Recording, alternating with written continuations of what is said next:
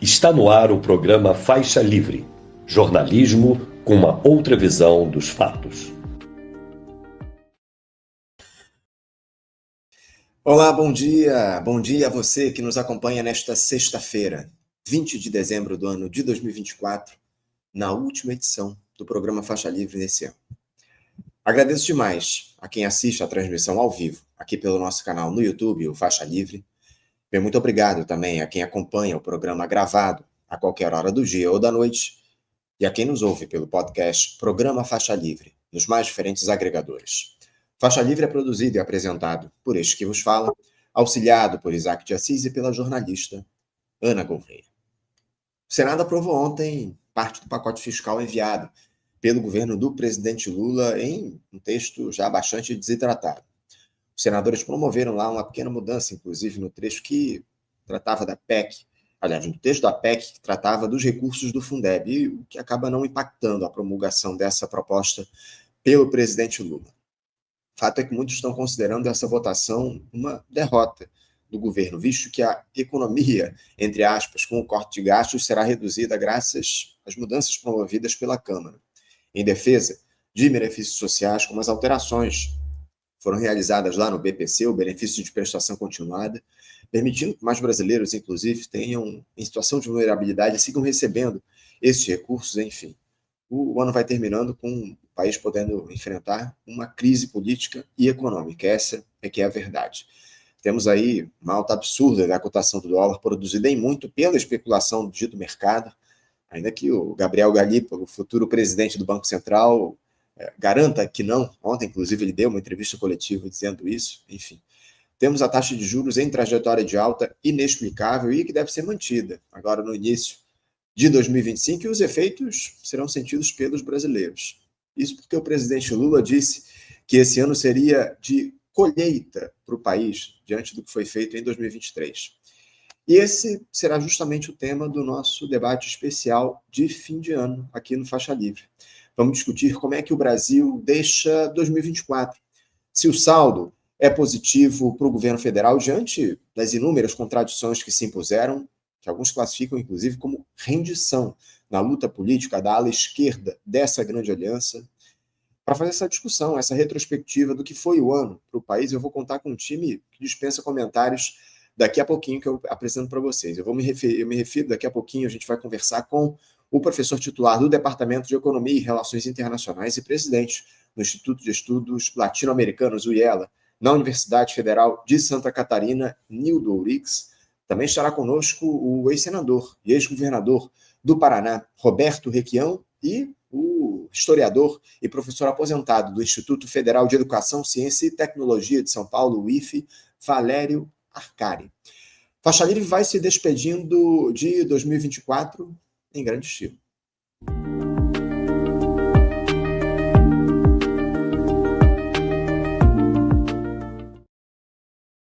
Bom, gente, toda edição desta sexta-feira será destinada ao nosso debate especial de fim de ano. Como eu citei ainda há pouco, que vai discutir o que foi esse ano de 2024 para o Brasil, em especial para o governo Lula.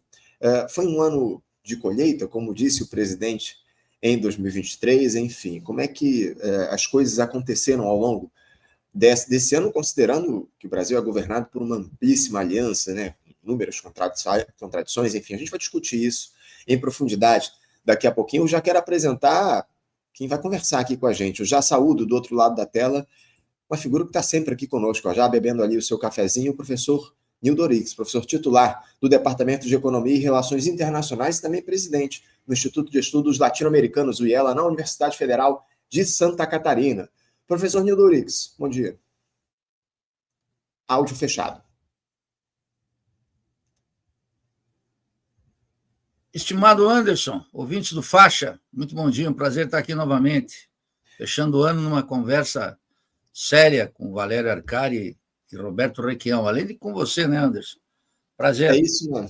É isso. A gente conversou tanto ao longo desse ano, Nildo. Vamos fechar aqui 2024 também batendo papo. Hoje é café, né, Nildo? Não é chimarrão, não, né? Hoje é café, porque o chimarrão a gente toma às 5 da manhã. Ah, 5 da manhã. Entendi, tá certo. Obrigado, Nildo. Obrigado mais uma vez pela tua presença aqui. Uma alegria sempre contar contigo aqui entre o time de comentaristas do Faixa Livre. E você citou os nossos dois próximos entrevistados, comentaristas aqui. Eu já vou apresentar. Ó. Quem está aqui com a gente é o ex-governador e ex-senador do Paraná, também outra figura muito presente ao longo de 2024 aqui no Faixa Livre, o Roberto Requião. Senador Roberto Requião, bom dia. Bom dia, Anderson. É um prazer bater um papo. Nildo, bom dia a você também. Há tempo que não nos encontramos. É isso. Faixa Livre promovendo reencontros aqui nesta sexta-feira. Quero agradecer também ao Requião, que está sempre aqui conosco, aceitando os nossos convites. E eu trago aqui alguém que esteve, inclusive, recentemente conosco aqui no programa, participando de um outro debate. Eu me refiro ao historiador e professor aposentado do Instituto Federal de Educação, Ciência e Tecnologia de São Paulo, o IFE, Valério Arcari.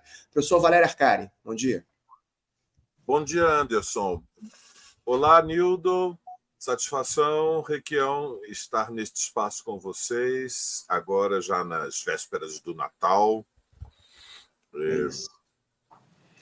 Fizinho de ano, né, o Valério? Estamos aí nos estertores de 2024 e estamos aqui principalmente para falar um pouco sobre política, o que foi o ano para o Brasil em 2024, enfim, muitas questões que a gente precisa debater aqui no programa de hoje. E eu já queria começar trazendo a seguinte questão. O Brasil ele vem vivendo aí um momento histórico, conturbado, eu diria, no cenário político. Aliás, eu não sei se é possível dizer que já tivemos situações de calmaria quando o assunto é político por aqui. Enfim, o fato é que, especialmente desde a ascensão da extrema-direita aos postos da institucionalidade, com a vitória eleitoral lá do Jair Bolsonaro em 2018, o panorama se alterou sensivelmente. Os neoliberais, incapazes de produzir uma alternativa viável eleitoralmente, embarcaram na sanha do bolsonarismo a fim de ver os seus interesses atendidos, aprofundando os privilégios e os ataques ao Estado. No entanto, diante do fracasso da gestão do ex-capitão, que era iminente antes mesmo da vitória eleitoral, a alternativa de parte da banca foi buscar talvez a única figura que tivesse apelo popular para derrotar o Jair Bolsonaro. Construiu-se lá uma concertação político-jurídica com o Supremo e com tudo para tornar possível a libertação do presidente Lula da prisão política, a qual ele foi submetido em 2018 por conta da Operação Lava Jato, e o petista, a partir de uma aliança amplíssima, voltou ao estrelato para salvar o país da extrema-direita e assumir o seu terceiro mandato na presidência com um triunfo apertado, a duras penas. O governo se iniciou com simbolismos importantes na cerimônia de posse e sob uma aura de esperança da população em 2023, a partir da premissa de reconstrução nacional, tem mostrado, entretanto, as suas contradições. Se, por um lado, nós temos uma recuperação lenta, digamos assim, da economia, com queda no desemprego, produto interno bruto crescendo, recuperação da capacidade de consumo da população, por outro lado, os interesses dos rentistas avançam a todo vapor a partir de uma política que impõe barreiras aos investimentos públicos, austericida, preocupada muito mais com os ganhos dos banqueiros do que com os benefícios sociais.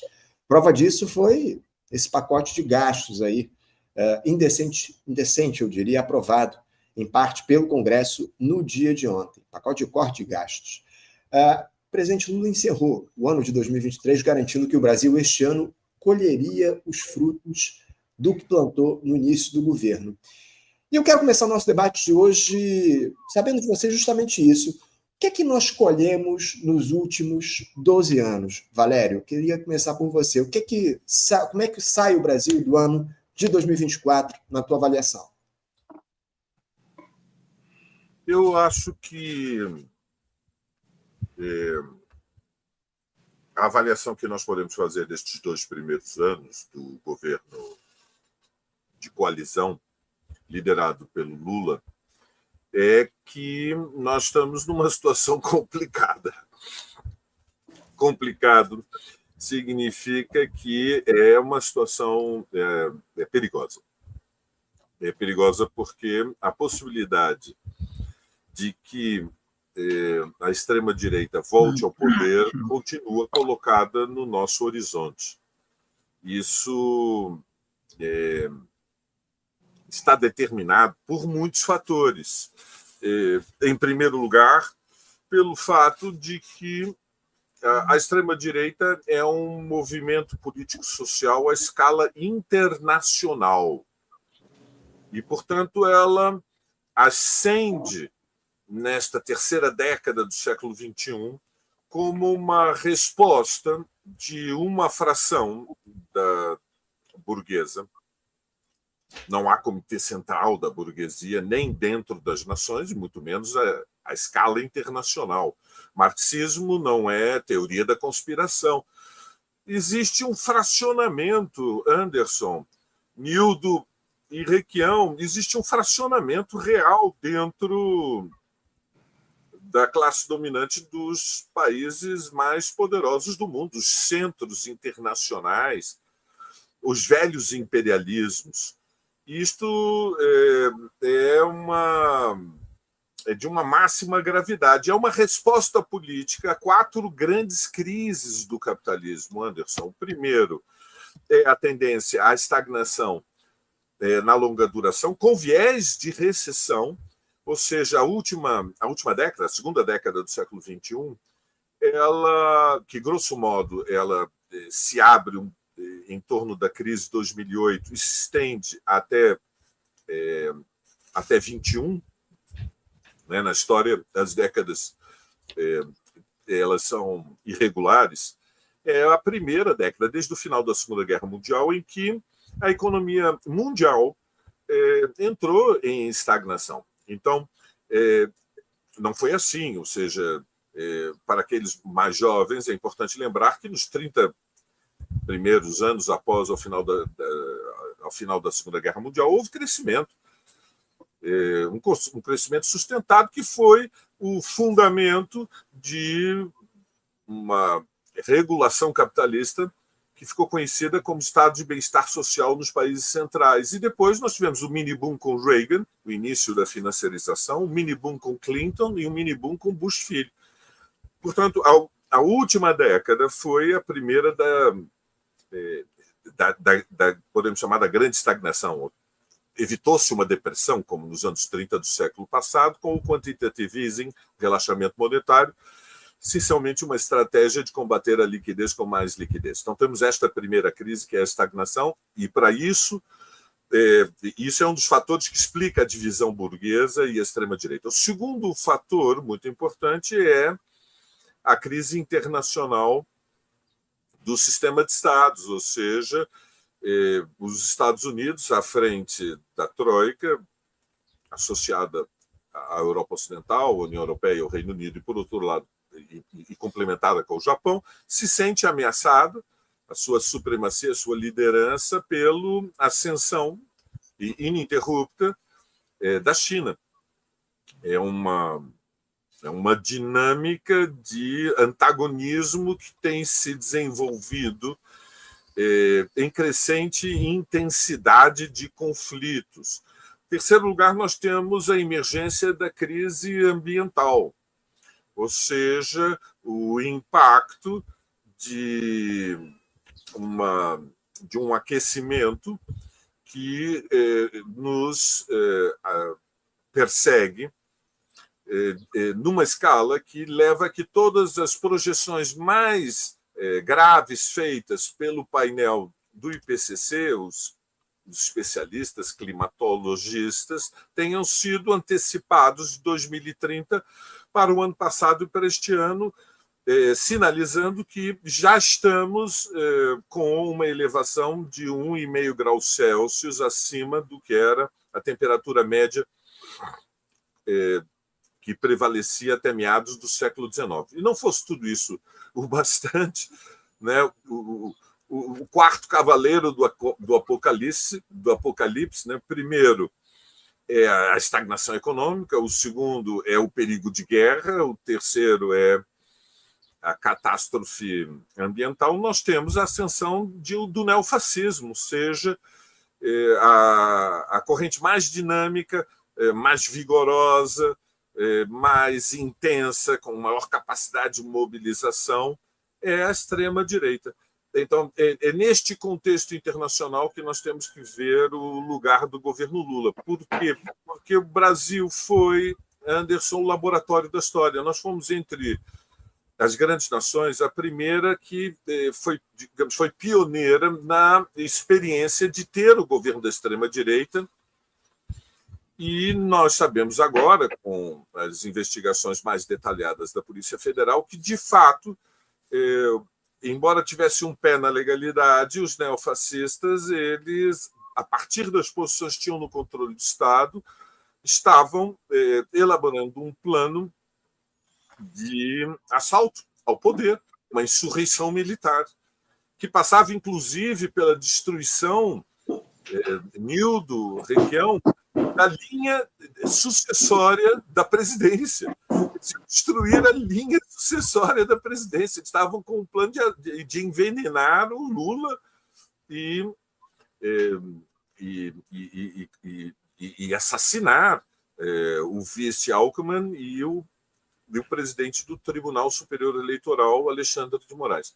Então, neste contexto, eu diria, estes 2 primeiros anos, estamos numa situação complicada porque o governo Lula, evidentemente, não tem sido um ponto de apoio suficiente para conter o aumento da influência da extrema-direita e do neofascismo. E essa, digamos, é a sua tarefa histórica. O lugar de Lula e o legado da sua presidência, ele repousa essencialmente diante de uma tarefa. Ninguém deveria esperar de Lula um momento Fidel Castro, uma epifania socialista anticapitalista. Ninguém deveria esperar do Lula um momento Chaves, uma epifania nacional desenvolvimentista, de apoio à industrialização. Mas é muito razoável, é bastante, eu creio que é legítimo, é justo, a expectativa de todos na esquerda, entre os mais moderados e os mais radicais, que o governo Lula seja um ponto de apoio para lutar contra os neofascistas. Ou seja, nós esperamos, e eu continuo, digamos, lutando na perspectiva de que o governo Lula tenha a sua epifania, o seu momento democrático radical. Poderíamos chamar, talvez, Requião, o momento Ulisses Guimarães.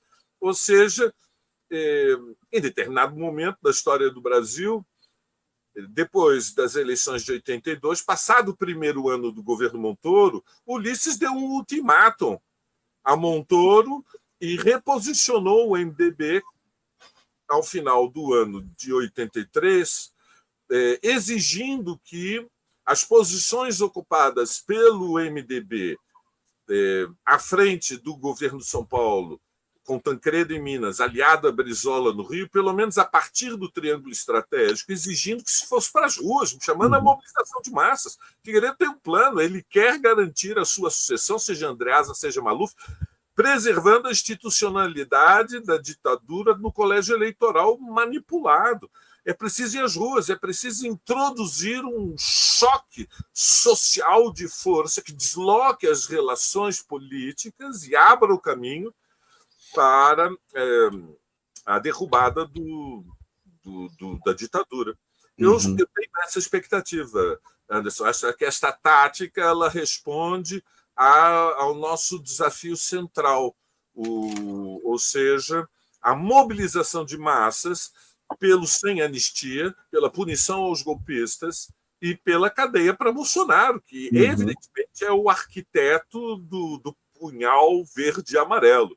Veremos se o Brasil vai por esse caminho, né, Valério? Eu peço desculpas, eu quero passar a palavra também, Valério. A gente vai ter muito tempo para a gente discutir outras questões aqui, mas eu queria ouvir também o professor Nildo Ourix a respeito dessa provocação que eu fiz sobre o que foi o ano para o governo Lula. Você acha que o que é que o Brasil colheu em 2024, Nildo, na tua avaliação? O Brasil colheu o que o Lula plantou, tempestade. Não fez outra coisa, não sei isso. Mas eu queria, Anderson, fazer um reparo na tua premissa, que o governo Bolsonaro fracassou. O governo Bolsonaro é exitoso. E no que ele é exitoso? Desde 94, nós temos uma coesão burguesa que dirige o Brasil. Todos os governos. Lula 1, Lula 2, Dilma 1,5, Temer, Bolsonaro e agora Lula de novo. São os mesmos interesses da coesão burguesa. Essa coesão tem algumas contradições internas, mas elas têm um rumo e têm um programa. E Bolsonaro não vamos esquecer, em fevereiro de 21, ele aprovou a autonomia do Banco Central. Não é qualquer coisa. Bolsonaro fez o maior déficit da história do país com Paulo Guedes, superior a 1 trilhão. Encheu a coesão burguesa de recursos. Inclusive, e sobretudo, os banqueiros, porque daquele 1 trilhão e 200 bilhões, 700 e pouco, quase 800 bi foi para os banqueiros na pandemia. Bolsonaro avançou numa luta ideológica da qual a esquerda liberal não sabe como sair. Ele faz parte de uma ofensiva burguesa contra os trabalhadores. De tal maneira que é um governo exitoso. Um governo não se mede se ele é exitoso ou fracassado pelo resultado eleitoral. Sobretudo se a gente pensa do ponto de vista de classe social. E tanto a Embaixada de Washington, os Estados Unidos, que tem um domínio hemisférico, quanto a coesão burguesa aqui internamente, eles avançaram com Bolsonaro e seguem avançando com Lula. Então, esse seria o pequeno reparo que eu faria da tua introdução. Agora, o Lula, o que ele plantou? Eu não tinha nenhuma expectativa a respeito do Lula, por isso que eu votei nulo no primeiro e no segundo turno das eleições passadas. Por quê? Porque o comportamento clássico do PT em 14 anos de governo foi de adotar na plenitude a economia política do rentismo e que foi levando o Brasil por uma lógica de situações extremas. Mas isso já lá, em 2002, e veio um atrás do outro. Eu lembro, por exemplo, um episódio que o Requião estava no centro da discussão, junto com o Lindenberg, que foi a aprovação da lei da partilha e o golpe na Petrobras. Quer dizer, uma traição da Dilma não aos compromissos de campanha, à pátria. E a entrega, nem vou dizer que o governo nunca lançou, como não lança agora, a possibilidade da Petrobras explorar a cláusula da exploração onerosa. Ele podia lançar, não lança. Então, o governo não teve nenhuma ação, esse governo, em 2 anos, ele não tem nenhuma ação estratégica. Aqui eu queria desdobrar 2 aspectos. Nenhuma ação estratégica no sentido de enfrentar aquilo que eu chamo de uma ofensiva burguesa. Para mim, não existe neofascismo no Brasil. Existe uma direita entusiasmada com avanço, com luta ideológica, que toma iniciativa política. Então, o governo não tem nenhuma ação estratégica para enfrentar, nem ao nível de massas, nem ao nível de instituições, e nem de aliança política. Nenhuma nesse terreno. E segundo, toca de maneira canônica todos os pressupostos da economia política do rentismo, cuja expressão máxima foi dada essa semana, esse último mês, pelo indicado do Lula ao Banco Central, o Galípolo, que ontem me saiu com uma pérola, né, que o mercado não é um bloco monolítico. Quer dizer, e ao mesmo tempo está dizendo, não, vamos aumentar a taxa de juros. E o Lula já autorizou, se tiver que aumentar, aumenta. O Lula, ele em pessoa. Então, ele toca toda a economia política do rentismo, nenhuma partitura fora, nada. Inclusive, esse pacote enviado ao Congresso, e ontem o Guimarães disse uma coisa, né, que foi impressionante, olha, a liberação das emendas, essas que o Supremo Tribunal quis, vamos chamar assim, moralizar, dar uma transparência, o Lira fez tudo de acordo com o Lula, segundo o Zé Guimarães. Então, nenhuma ação parlamentar, nenhuma ação política, nenhuma iniciativa no terreno ideológico, nem chamar movimento de massas, isso está fora da partitura do petismo e do Lula. Então, está colhendo o resultado. Qual é o resultado? Primeiro, o aprofundamento da exploração de uma massa de trabalhadores e, segundo o último dado da PNAD aí, quase 80% ganha até 2 salários mínimos e meio. É o último dado da PNAD. E eleitoralmente, inclusive, vi um debate com um petista de carteirinha, que é o André Singer, mostrando como eleitoralmente o Lula ganha naqueles setores que vão até 2 salários mínimos, mas de 2 a 5 ele já perde, e já ou empata ou perde. De tal maneira que até no terreno eleitoral, a ação do governo é uma ação medíocre. E o que acontece? Mais importante, ele só pensa em eleição. Então, o movimento do governo e do Lula é um deslocamento para a direita para tentar surrupiar, para tentar se apropriar da base social que garante Bolsonaro. E, finalmente, o que a situação está mostrando é que Lula é, de fato, um político vulgar, no sentido que ele não está à altura dos desafios que estão colocados para o país, que é um aprofundamento brutal da dependência científica e tecnológica. O governo não tem uma estratégia industrial, é verdadeiramente espantosa a ação do BNDES, que está passando recursos para as frações mais precárias do capital, tentando uma aliança com o setor que está sem nenhuma ação estratégica. O latifúndio se fortalece, basta ver o Plano Safra, que é gigantesco e orgulho do Lula. A introdução de produtos estrangeiros fortalece a fração comercial, monopoliza, inclusive, esse setor e joga os salários para baixo. Não tem um aumento na formação bruta de capital fixo, que poderia dar um impulso industrial.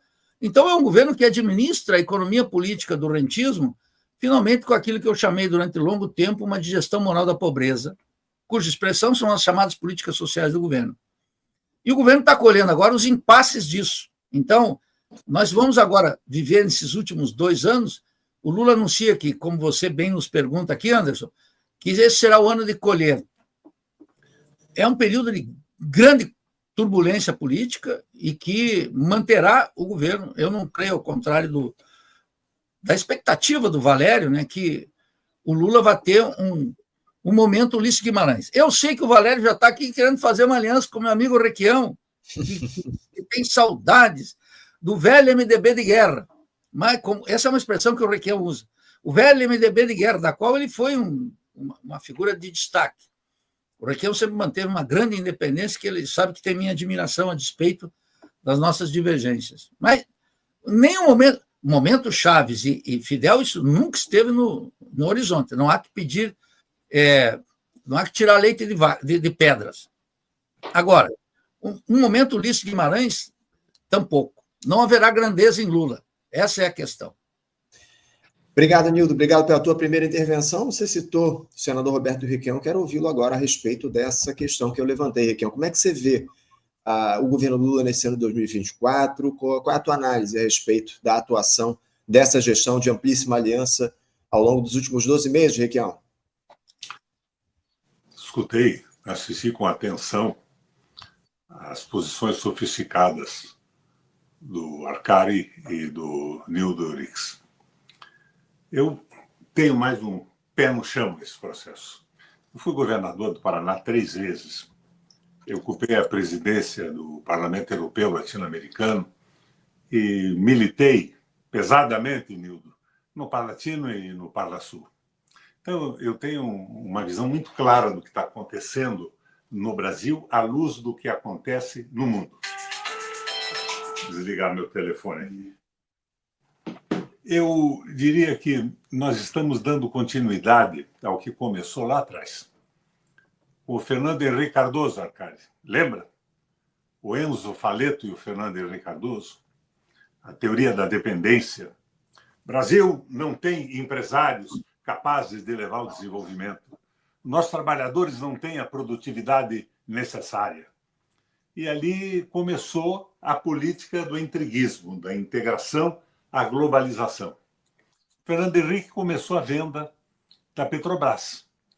Ele colocou ações da Petrobras no mercado. Depois o Lula completou. Pouca gente sabe, eu vou insistir nessa informação, que a Petrobras hoje tem 67% de ações privadas. 40% desses 67% na Bolsa de Nova York. E que algumas modificações internas do Estatuto deram às ações preferenciais o poder de decisão que tem as ordinárias. Então, a Petrobras hoje não é comandada pelo Lula. Ela é comandada pelas minorias. E, na frente do interesse das minorias, lidera o famoso fundo BlackRock, que é um dos maiores fundos de investimento do mundo norte-americano. Bom, Isso tem tido continuidade. O Lula, no primeiro governo, não mexeu na Vale do Rio Doce, não mexeu na Petrobras, ao contrário do governo militar.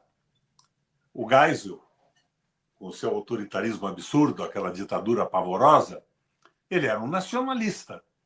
Ele reforçou a Petrobras, ele reforçou a Vale do Rio Doce. Ele criou lá atrás, Arcari, a Escola de Engenharia do Exército, que garantiu esse crescimento da indústria pesada de construção no Brasil. Era uma visão nacionalista. Isso acabou. Acabou de forma quase absoluta. Então, o Lula plantou e vai colher. O que o Lula plantou? Olha, eu entrei na campanha do Lula porque eu tinha um verdadeiro horror da perspectiva das ideias do Guedes tomarem conta do Brasil. As ideias do Guedes associadas àquela proposta que o pessoal chama de extrema-direita, que é a proposta de ter um governo autocrático fundado em princípios absurdos de religiões ultrapassadas. Mas, porém, todavia, contudo, o que nós vimos nesse processo é a continuidade daquela visão da teoria da dependência. O Lula foi que vendeu 67% das ações, ele e o Fernando Henrique. Não mudou a política entreguista de participação na globalização. Agora, como é que a gente vai entender isso? Eu tinha uma esperança na evolução política do Lula, tenho uma admiração profunda por ele, pela sua origem, o crescimento político e tudo mais. Mas tem um limite muito claro isso. Outro dia, Nildo, o Lula afirmou que ele era um admirador, um profundo admirador do Henry Ford. Quem é que foi o raio do Henry Ford? O Henry Ford tinha algumas qualidades. Ele tinha uma sensibilidade social. Não tinha. Ele considerava o trabalhador uma peça da máquina de produção. Então, o Ford achava que o trabalhador tinha que ter um bom salário, que o trabalhador, uma ideia notável dele, devia ter condição de ser o comprador, o possuidor do produto que ele trabalhava durante a vida. Ele tinha que ter um Fordinho também. Mas ele era adepto do nazismo, ele era entrelista nos Estados Unidos. E ele associou a linha de montagem às ideias do Taylor, a especialização do trabalho. Mas ele considerava o trabalhador uma peça da fábrica, tinha que comer para não deixar de trabalhar. Ele não admitia a participação, ele não admitia uma ideia de um trabalhador na modificação, na evolução do sistema de produção. O trabalhador era uma peça, tinha que se alimentar para poder produzir durante o período em que estava compondo a máquina de produção.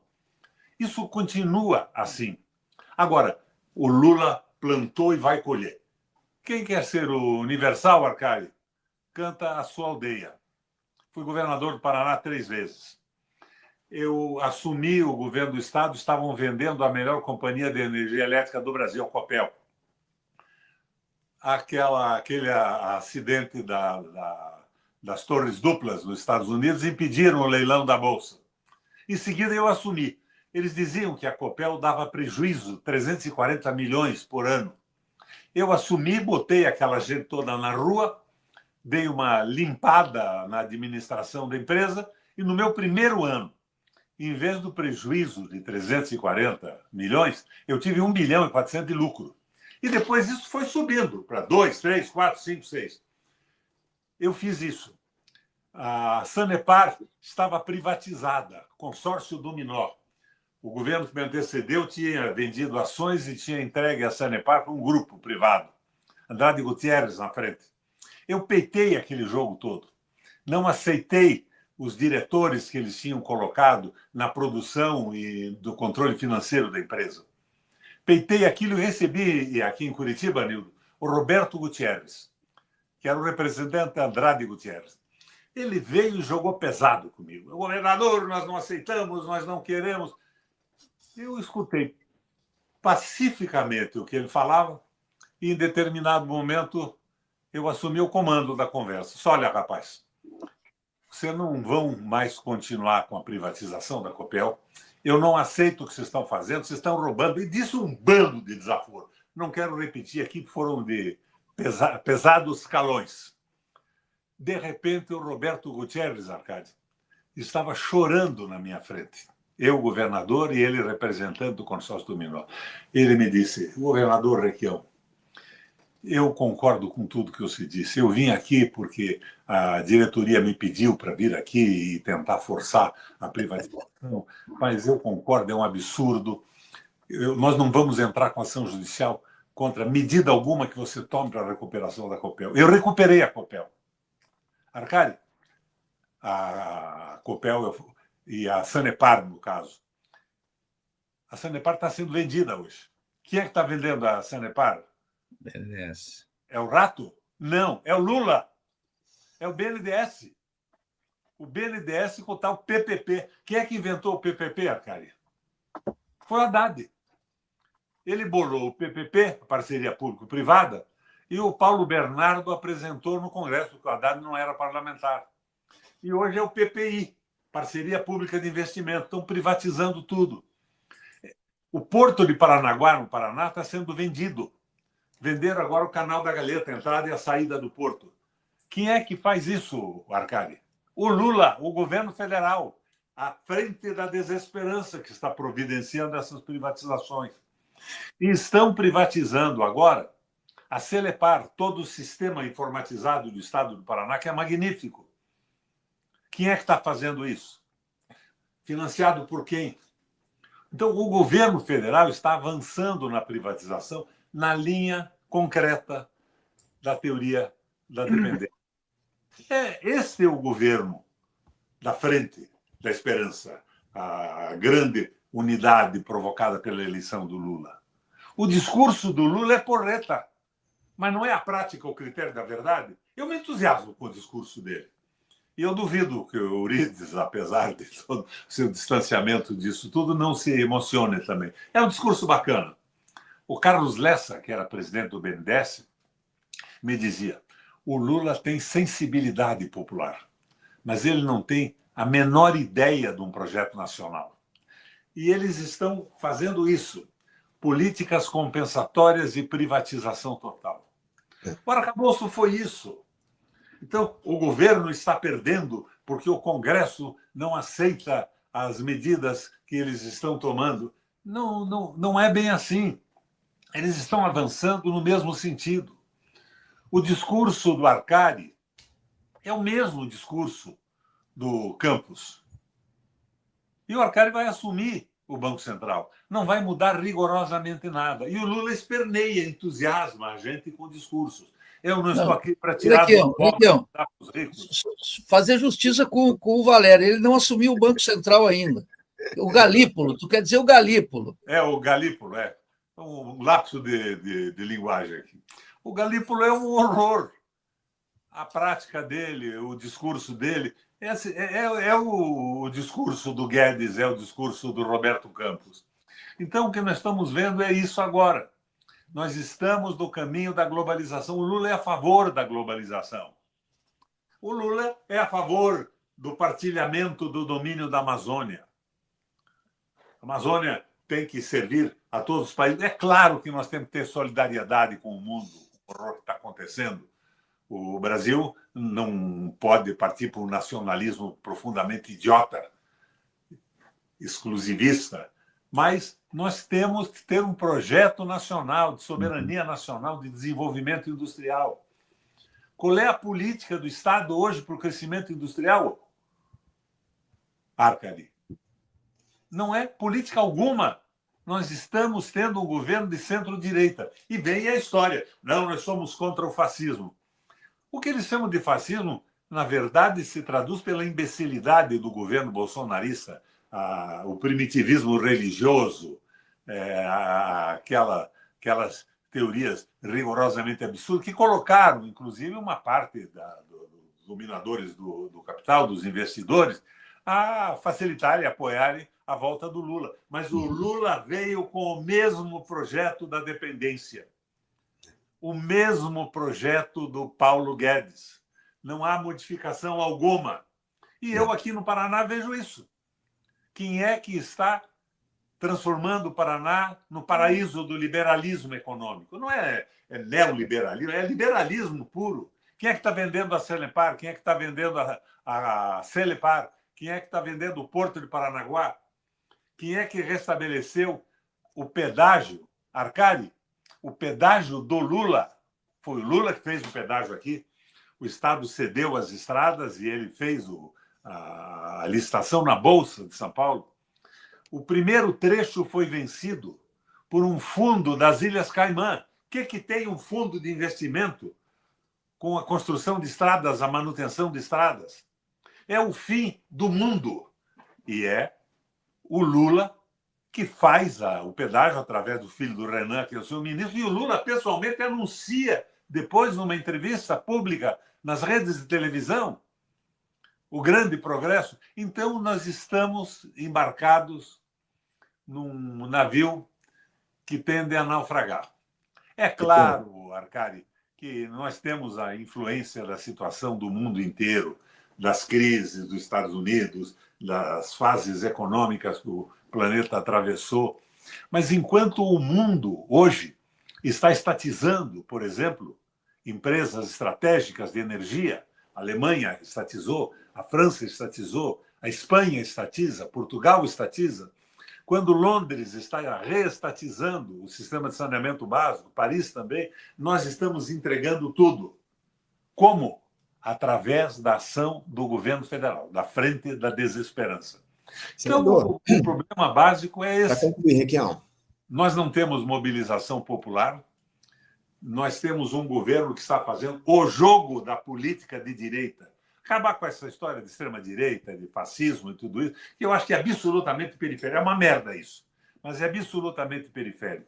Nós estamos entregando a economia, nós estamos nos transformando num país, um apêndice das outras economias, e este é o governo que nós estamos vivendo. E o Haddad, que é um cara porreta, eu pessoalmente gosto muito dele, está completa e absolutamente errado. Então, é isso. Nós estamos